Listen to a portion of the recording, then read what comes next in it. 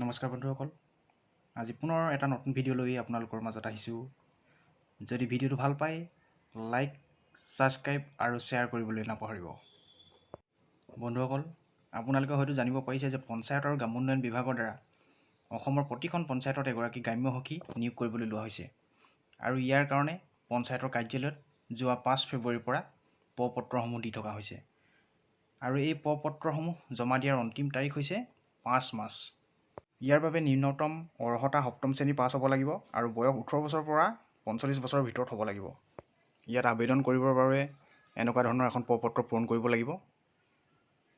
আবেদনকাৰীৰ নাম লিখিব লাগিব, পিতৃ স্বামীৰ নাম, বয়স, ঠিকনা, শাৰীৰিকভাৱে অক্ষম হয় নে নহয়, জব কাৰ্ড নম্বৰটো লিখিব লাগিব আৰু মিনিমাম 30 দিনৰ এটা বৰ্ষত কাম কৰা হ'ব লাগিব। অনুসূচিত জাতি, জনজাতি, অন্যান্য পিছপৰা শ্ৰেণী, OBC, MOBC সকলোৱে ইয়াত আবেদন কৰিব পাৰিব। MGNৰেগাৰ জব কাৰ্ডৰ অধীনত বিগত আৰু চলিত বৰ্ষত কামৰ সম্পূৰ্ণ কৰা দিনৰ সংখ্যা ইয়াত মিনিমাম 30 দিনৰ কাম কৰা হ'ব লাগিব। আৰু অৰ্হতা হৈছে নিম্নতম 7ম শ্ৰেণী উত্তীৰ্ণ।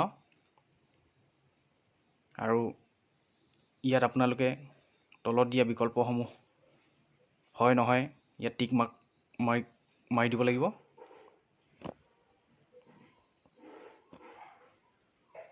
বন্ধুসকল, এই বিকল্পসমূহৰ ভিতৰত কত লিখা আছে দীনদয়াল অন্ত্যোদয় আঁচনি ৰাষ্ট্ৰীয় গ্ৰামীণ জীৱিকা অভিযানৰ অন্তৰ্গত আত্মসহায়ক গোটৰ সদস্য হয় নেকি?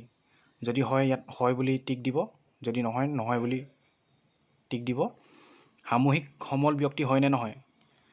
যদি হয় হয়, যদি নহয় নহয় বুলি টিক মাৰিব। ঠিক তেনেদৰে এনেকৈ ক, খ, গ, ঘ, ঙ, প্ৰথম চ আৰু দ্বিতীয় ছ এনেদৰে গোটেইকেইটাতে আপোনালোকে টিক মাৰি দিব।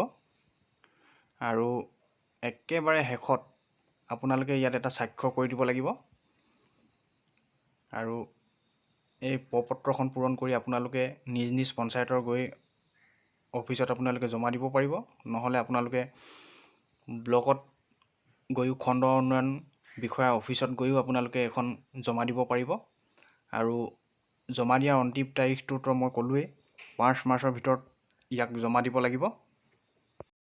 গতিকে বন্ধুসকল, যিসকল ইচ্ছুক মহিলাই এতিয়াও প্ৰ-পত্ৰসমূহ সংগ্ৰহ কৰা নাই, তেখেতসকলে নিজ নিজ পঞ্চায়তৰ কাৰ্যালয়ত গৈ প্ৰ-পত্ৰসমূহ সংগ্ৰহ কৰিব পাৰিব আৰু আবেদন কৰিব পাৰিব।